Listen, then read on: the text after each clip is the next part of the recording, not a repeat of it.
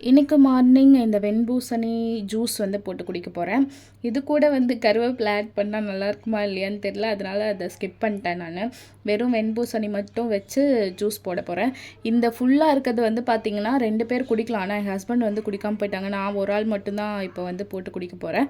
And பாதியை cut பண்ணிட்டு பாதியை வச்சுட்டேன் அப்படின்னா அடுத்த நாள் போடும்போது கண்டிப்பாக அது அழுகி போயிடும். அதனால் ஃபுல்லாகவே நானே போட்டு குடிச்சிடலாம், கொஞ்சம் வாட்டர் கண்டென்ட் ஜாஸ்தியாக இன்டேக் எடுத்த மாதிரியாவது இருக்கும் அப்படின்னு சொல்லிட்டு நானே ஃபுல்லாகவே ஜூஸ் போட்டு குடிச்சிட்டேன்.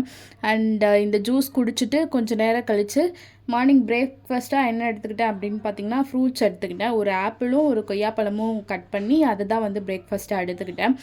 லஞ்சுக்கு வந்து பார்த்திங்கன்னா புடலங்காய் பொரியல் பண்ணிவிட்டு அதுக்கப்புறம் 1 பாட் ரசம் சாதம் பண்ணியிருந்தேன், ஒரு கம்ஃபர்ட் ஃபுட். அண்ட் தென் இந்த வாட்ச் வந்து பார்த்திங்கன்னா ஆலன் சொல்லிலேருந்து என் ஹஸ்பண்டுக்காக வாங்கினது.